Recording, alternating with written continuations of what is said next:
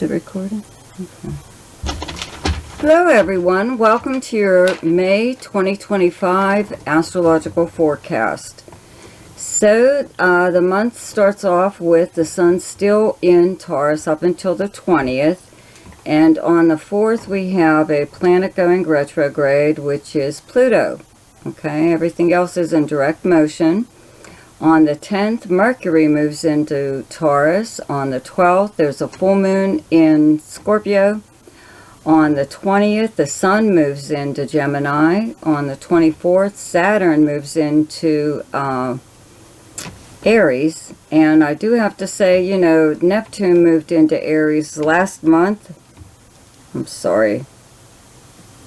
There, I had to use my computer, okay, to record. My camera is really screwing up, so please bear with me. You'll see on some of the other videos, they're like totally out of focus, so please just ignore that. Anyway, Neptune just moved into Aries, and Saturn also moves into Aries on the 24th, giving Pisces a little break, okay, over the summer at least. Both of these planets will move back into Pisces to finish up their transit there. And then next year, they'll fully move into Aries. But for this summer, for like a few months, both of these planets are going to be in Aries. So, you know, Pisces gets a break, and even Virgo, as far as that goes, the opposite sign of Pisces. So on the 25th, Mercury is in Gemini, and on the 26th, there's a new moon in Gemini, and all month, Venus is in Aries, and Mars is in Leo, okay? So, thank you so much. Special shout out to my subscribers for your continued support, for your likes and shares and comments, and if you're new to my channel and you like this video, be sure to subscribe and click on the notification bell. You'll be notified each time I upload something. You can also check out the links in the description box below. There is one to my website, but it is easier to just email me at Zane's Zodiac .com. I'm sorry, Zane Zodiac at gmail.com. Okay. And just ask me whatever it is you would like to know, whatever service, you know, do I offer this service or that service or whatever. And there's also a thing called Ask Me a Question, which is for those of you who only want to know maybe one or two things about your chart. And also, don't forget to check out my weekly forecast, which is now daily shorts. And now for your forecast. Hi, Scorpio. So, let's see here. Well, the sun is in your opposite sign of Taurus up until the 20th in your 7th house.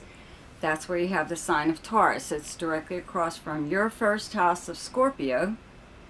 So, just the sun here up until the 20th, and Mercury moves here on the 10th, and the planet Uranus is still here. When Mercury moves here, you know, well, actually, the 7th house is your close relationships and partnerships, right? And there's a full moon in Scorpio in your first house on the 12th, okay? So, 7th house, arrangements and agreements, open enemies and competition, okay? But it's basically your close relationships. So when Mercury hits here on the 10th, you know, you may have a lot more contact anyways with the sun being here with your close relationships, okay? Again, whether they're business, romantic, or friendship.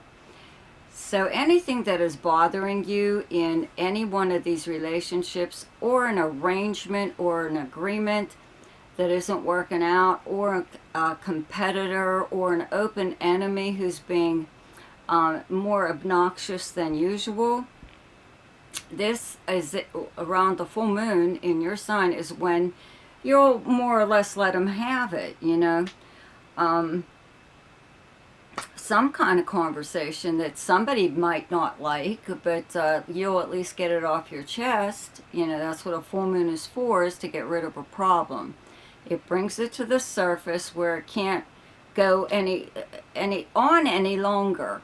Okay, it's that much of a problem. So you have to speak up and say something, whether you want to or not. And that's, you know, what happens around this time. In fact, within one of your close relationships or whatever, they could make the move and you have to speak up. And that's how this happens. But either way, I think it's a good thing because, you know, you won't have to deal with this again. They'll clearly know, you know, where you stand on whatever issue, you know, something that has become an issue. But let's see here. You might have, like, you know, really good things though come out of this. You know, this talk or whatever, or this change that maybe you would like to make within one of these relationships. It works better for not just you but also them.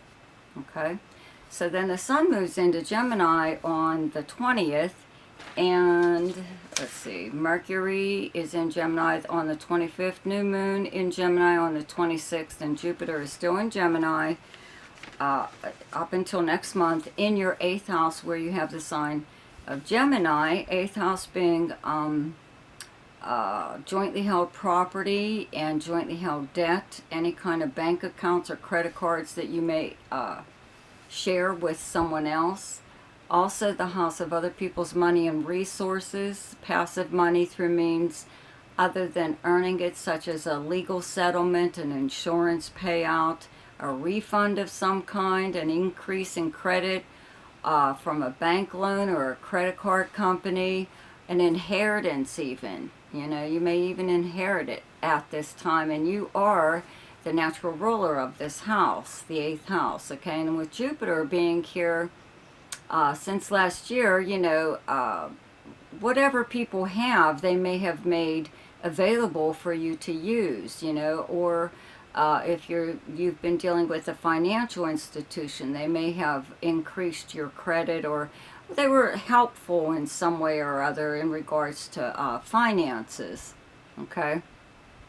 Also, someone may have given you use of something that they have that maybe, or even gifted you with it because they no longer use it or need it, whatever. You could also be on the end, yeah, of an inheritance of some kind, especially now that Pluto has moved into Aquarius in your 4th house of your home and family, okay? Your past, your childhood, the foundation of how you were raised, and your private life, but it's family.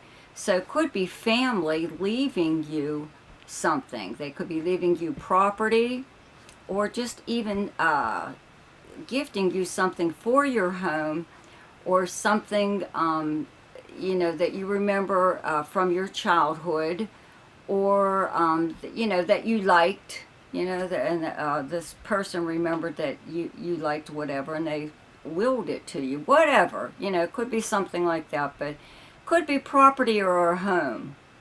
Okay, I'm just going to say that. That's a pretty big deal, right? So then, okay, let's see here. Yeah, new moon on the 26th in the 8th house. Okay, so it will bring some kind of new arrangement, new agreement. Okay, and that's what this whole thing, you know, with the planets being in Taurus beforehand, maybe you resolve something around that full moon, and by the time these planets move into Gemini, you know, maybe you guys are splitting stuff 50-50, or you're somebody's laying off the credit cards, or they stop withdrawing from the bank, or something or other. They stop buying stuff, okay? So then I do have to mention about Saturn moving into Aries, okay, in your 6th house. That's where you have the sign of Aries. I will be doing a video on these planets, Neptune and Saturn, both being in Aries now. Okay, Venus is in Aries all month in your 6th house. The workplace, the kind of work that you do, your co-workers, your work schedule, your house of health and your house of service to others. So with Saturn moving here, you may notice, you know, your workload gets a little heavier. Somebody may quit, somebody may be laid off, and you end up with their work on top of yours. You're like doing a double job, you know, double shift, double whatever. Even if you're self-employed and you have clients, they could be like really oppressive at this time, or just loading you down with like stupid crap that they want done to whatever it is that you've already done to them.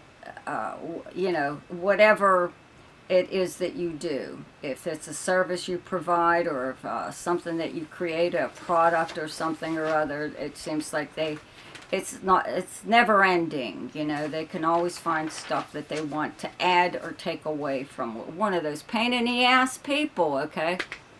So anyways, you may also work with someone like that now. You know, someone new may come into the workplace that's just like a real killjoy, you know, and it could even be a boss that just is very stifling and oppressive, you know, where the company may decide they're going to implement these new policies that are like stupid as all hell as usual, and they never work out. But you know, they're going to try them though, so they make life miserable for everybody that works there, okay, just so they could say they tried, and who cares is who's affected by it, right?